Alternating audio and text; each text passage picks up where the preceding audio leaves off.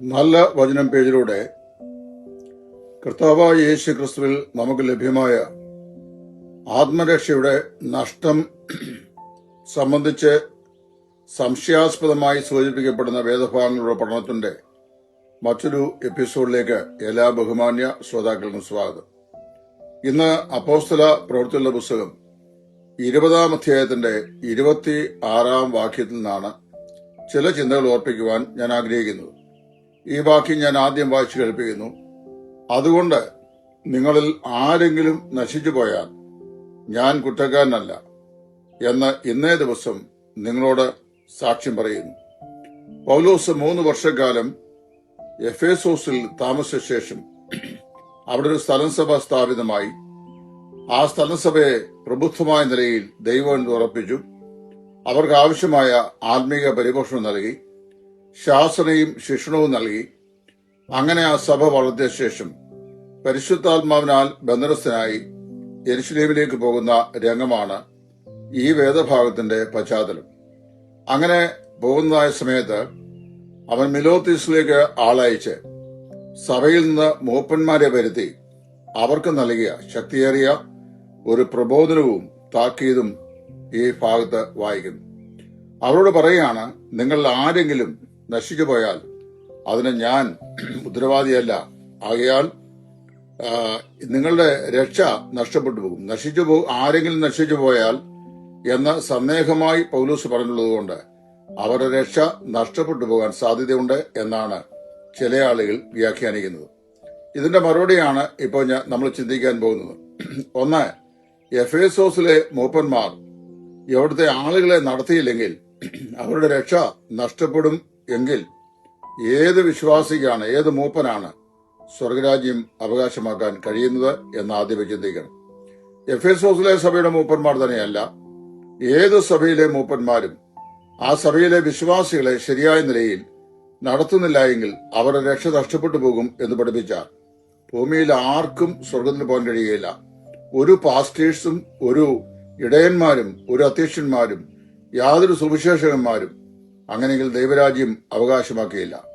ഇവിടെ സഭാ മൂപ്പന്മാരുടെ ഉത്തരവാദിത്വം എന്താണെന്നാണ് വ്യക്തമായി പരിശുദ്ധാത്മാവ് പൗലോസോട് പറയുന്നത്. തിമോത്തിയോസിന്റെ 1-ാം ലേഖനം 4-ാം അധ്യായത്തിന്റെ 16-ന്റെ വ്യാഖ്യാനം കൂടെ ഈ ഭാഗത്ത് ശരിയായി തട്ടിച്ച് ചിന്തിച്ചാൽ നമുക്കതിന്റെ അർത്ഥം ശരിയായ നിലയിൽ മനസ്സിലാക്കുവാൻ കഴിയും. ഈ വാക്യം പുതിയ നിയമത്തിന്റെ മൂലഭാഷയായ ഗ്രീക്കിൽ നിന്ന് സ്വതന്ത്രമായി തർജ്ജമ ചെയ്ത് ഞാനിവിടെ കേൾപ്പിക്കാം. സ്വതന്ത്രമായി തർജ്ജമ ചെയ്താൽ താഴെ പറയുമണ്ണമായിരിക്കും അതിന്റെ വ്യാഖ്യാനം.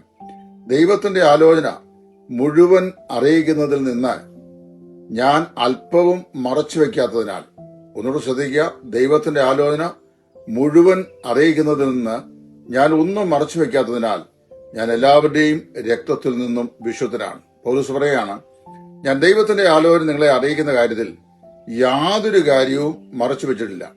അങ്ങനെ മറച്ചു വയ്ക്കാതെ സകലതും നിങ്ങളെ അറിയിച്ചിരിക്കുന്നതിനാൽ ഞാൻ എല്ലാവരുടെയും രക്തത്തിൽ നിന്നും വിശുദ്ധനാണ്. എന്ന് പറഞ്ഞാൽ നിങ്ങൾ ആരെങ്കിലും ദൈവിക ആലോചന കേൾക്കാതിരിക്കുന്നു എങ്കിൽ, ദൈവം ഞാൻ മുഖാന്തരമായി നിങ്ങളെ അറിയിച്ച ദൈവിക ആലോചന നിങ്ങൾ മുഴുവനായി കേട്ട് അനുസരിക്കാതിരിക്കുന്നെങ്കിൽ ആ കാര്യത്തിൽ ഞാൻ കുറ്റമറ്റവനായിരിക്കും, ഞാൻ വിശുദ്ധനായിരിക്കും എന്നാണ് അപ്പോസ്തലൻ പറയുന്നത്.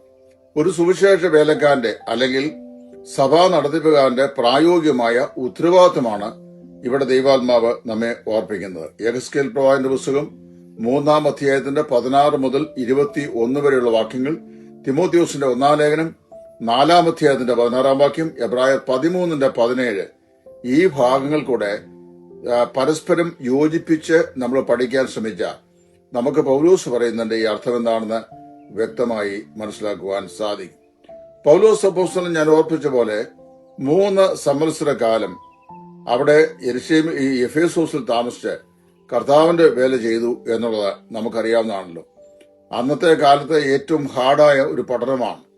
അർത്തമീസ് എന്ന് പറയുന്ന മഹാദേവിയുടെ ഒരു പ്രതിഷ്ഠയും ആ ദേവിയുടെ പേരിലൊരു ടെമ്പിളും അവിടെയുള്ള ആളുകൾ മുഴുവനും ഈ ദേവതയുടെ ഡിവോട്ടികളായും കഴിയുന്ന ഒരു വിഗ്രഹാരാധന സെന്റർ, അവിടെയാണ് പൗലോസ് എന്ന് കർത്താവായ യേശു ക്രിസ്തുവിന്റെ സുവിശേഷ സ്വാതന്ത്ര്യം പ്രസംഗിച്ചത്. പ്രവൃത്തി 20-30 ശ്രദ്ധിക്കണം. പക്ഷെ ഇനി അവരുടെ പ്രവർത്തിക്കാൻ താൻ പോകുകയില്ല.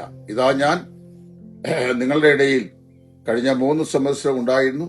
ഇപ്പോൾ ഞാൻ ആത്മാവിനാൽ ബന്ധിക്കപ്പെട്ടവനായി യെരൂശലേമിലേക്ക് പോകുകയാണ്. ഇനി ഞാൻ മടങ്ങി ഇങ്ങോട്ട് വരികയില്ല. നിങ്ങളുടെ ഇടയിൽ പ്രവർത്തിക്കാനായിട്ട് ഞാൻ ഉണ്ടാവുകയില്ല എന്ന് പറയുന്നു.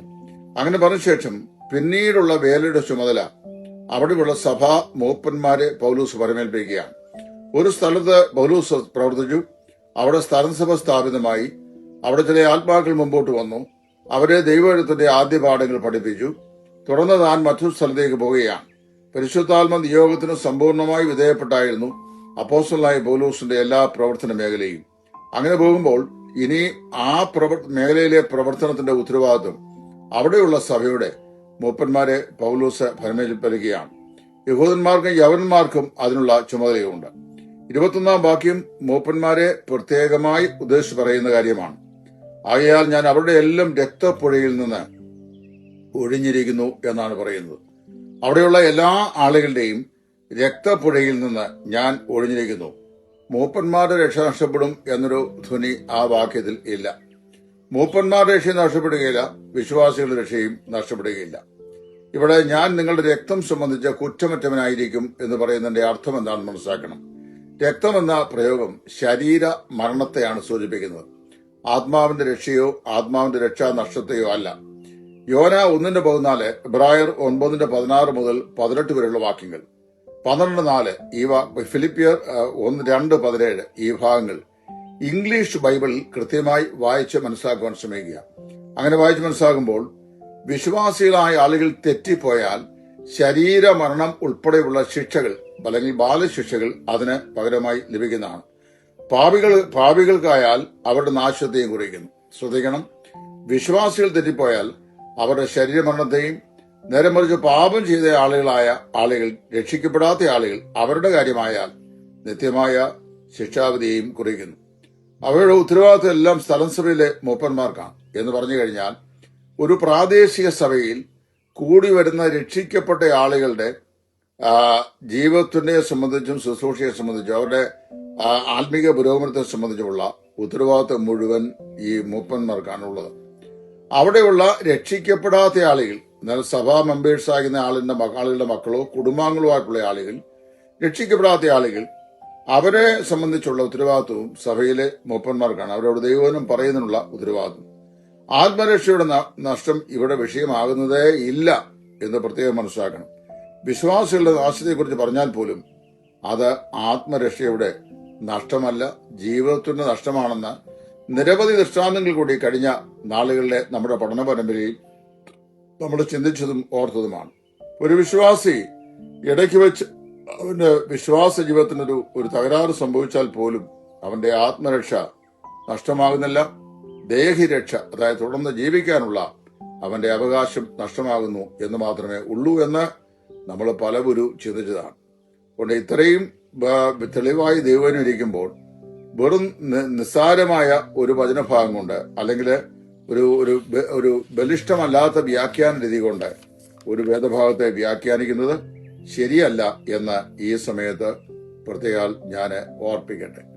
ഇത് സംബന്ധിച്ച് നിങ്ങൾക്ക് ആർക്കെങ്കിലും ഇനിയും കൂടുതൽ എന്തെങ്കിലും ഈ വിഷയത്തെക്കുറിച്ച് അറിയാൻ ആഗ്രഹമുണ്ടെങ്കിൽ ഈ ടെലികാസ്റ്റ് ചെയ്യുന്ന എന്റെ മൊബൈൽ നമ്പറിൽ വാട്സാപ്പിൽ നിങ്ങൾ കോൺടാക്ട് ചെയ്താൽ നിങ്ങൾക്ക് നിശ്ചയമായും ഞാൻ അതിന്റെ മറുപടി പറഞ്ഞു തരുന്നതാണ്.